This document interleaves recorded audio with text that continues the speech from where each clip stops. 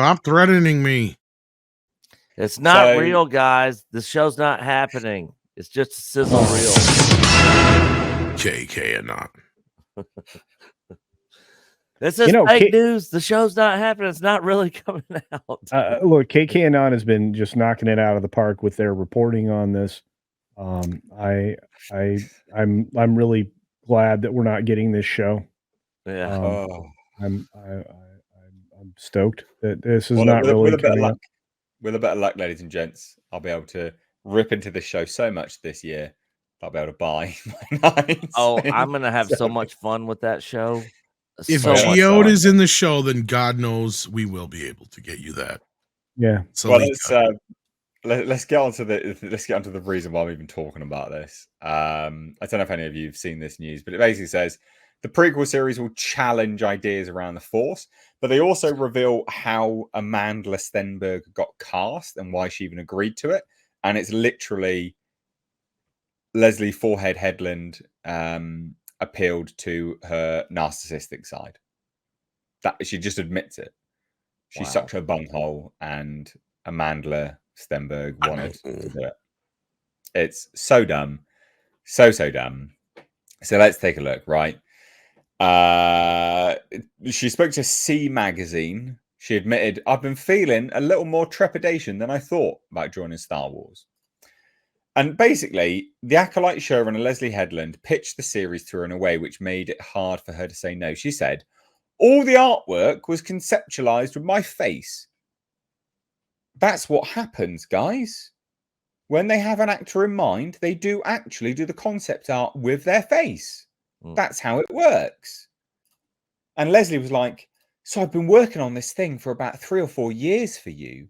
I don't know what I'm going to do if you don't do it. No pressure." So I was sent to the moon, of course. So she literally was like, she just placated to a narcissist. That's the reason why she agreed to do it. She made it hard to say no because Leslie was like, "Look, this is you. I've made this all for you. Please do this. This is all about you."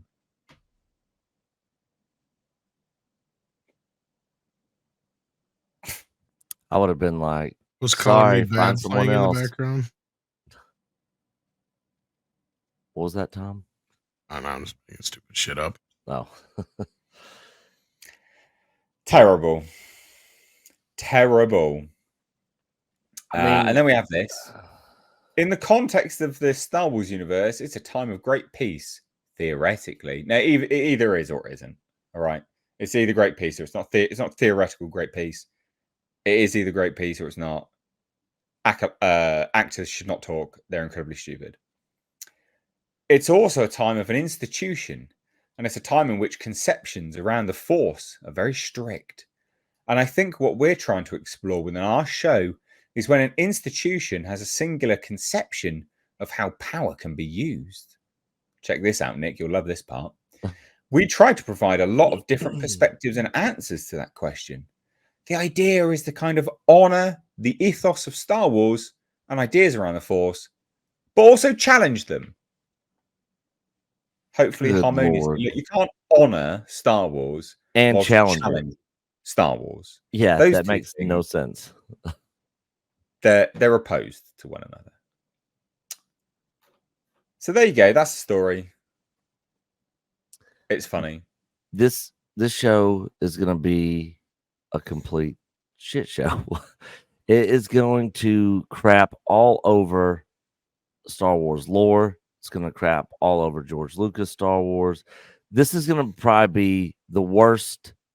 I'm going to say it, call it right now. I think this is going to be worse than any of the sequel movies. This will be the worst garbage crap that we've gotten Star Wars wise in the history of Star Wars. Well, this is going to be worse than the holiday special. Okay. Yeah, I can see that. I mean, it's basically going to be just a sci-fi show with the Star Wars name slapped on it. It's Star Wars in name only. Yeah, exactly. Yeah, they should just call it They Them Wars. Yeah, it would fit the show better than the Star Wars title for sure. What's True. really weird is if you're making a female-centric show, but you have they thems all over the place, is it female-centric anymore? No. Also, Mm-mm. what woman, I guess. But definitely, I want to review this and buy this car. All right. All right, this. All right, this. All right. I get Anyway, it. I get it. it's a get it. joke, guys. It's a joke. I mean, obviously, it's not a joke. I'd love it if I could make some great standout reviews that would let me buy that car. But all the same, what did you think about the narcissistic element, where she's quite literally appealing to her narcissism? I mean, the fact that this idiot didn't even understand that the artwork, the concept artwork, would have her face on it because she was the target actor is so incredibly stupid. I know concept artists. This is literally what they do. That's a normal thing. Yeah, it's incredibly normal. She's been around long enough. She should know that. But I guess it just appealed to her because she was like, "Oh, it's all about me. Like they built this whole thing around me. It's like my own thing." And so she said yes. And now she's gonna be a part of one of the worst pieces of garbage in the Star Wars universe ever. Everybody that decided to take on roles in this show will end up ultimately regretting it. Yeah. And it will never get a season 2. It'll never get a movie. Nobody's going to be signing up for Disney Plus to go watch The Acolyte. Like, oh my God, The Acolyte! Like, Disney Plus subscription. I must get it. It's just not going to happen. Nobody cares. And then with all the agenda nonsense garbage thrown in there, I mean, and we've been seeing it from the beginning with the Leslie Headland hire, all the interviews. It is going to be absolute dog crap. F this show and everybody involved in it. And F Star Wars. Star Wars is dead. Yeah, exactly. Tom, you've stayed awfully quiet on this one. I like turtles. I was just getting ready to say that. This ain't happening. KK on. Yeah. Oh my God. This is just a sizzle reel. Yeah. Fake show. It's a fake show. They're just trying to get funding still. That's all this story is. Don't you understand and see that? Yes. No, I actually, as far as this Amandala Stenberg, like she must not be Amidala Stenberg. It's man. Duh. As far as her not realizing what you had pointed out about conceptual work, just goes to show me she's probably doesn't have that much experience in the industry. I would say a lot of people, and we know that Leslie Headland knows how to appease and manipulate young women, let's say. This is true. I'm not going to say any more than that. Weinstein's PA. Notorious. Yeah. Go on, Culture. Would you reckon, mate?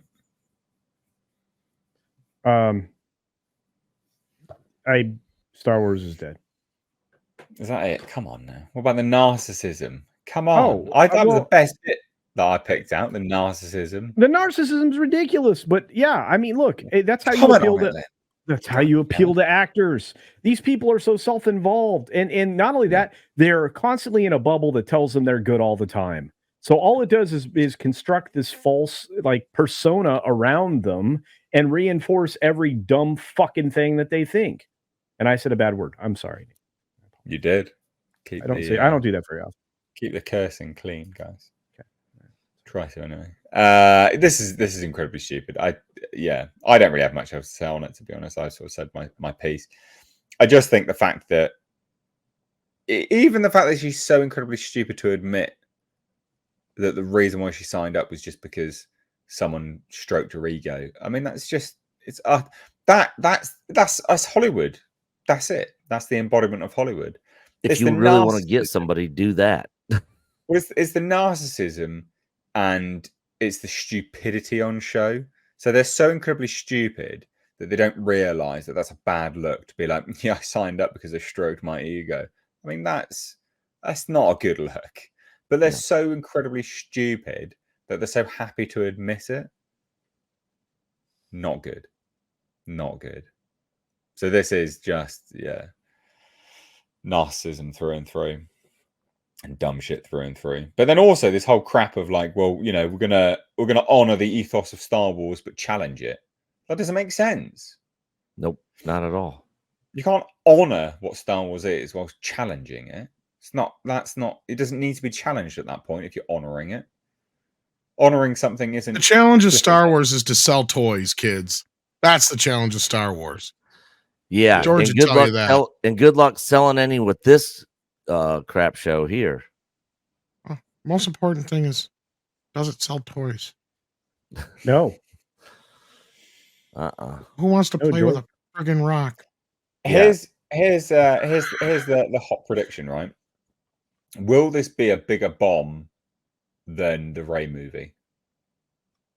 Well, the only I would say yes, but the thing is, it's going to be hard to tell because we're not going to get real numbers from this show.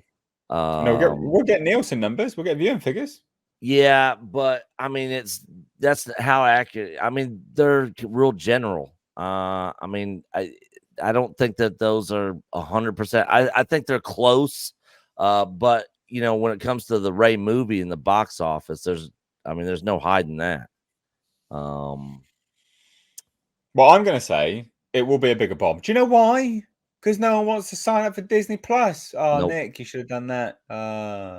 Yeah, I didn't know. I agree. Nobody's going to be signing up for Disney Plus to go see this. Now, when a movie comes out in the theater, there's still a lot of Star Wars fans out there that just will consume anything Star Wars. You slap the Star Wars name on a giant turd, they will say it's the greatest thing ever. Those fans still exist out there. There's a lot of them. And so people are going to go see the Rey movie. Unfortunately, I'm going to have to see it also, but I will have other ways about going to see it where I don't give Disney any of my money. Because I'll have to review it. But yeah, there's if Acolyte came out in theaters and they just put the whole show together as a movie, I think this would bomb harder than the Rey movie for sure. Anything else to say, guys? Nothing? Are we good? Good. Yes. Good. All right then.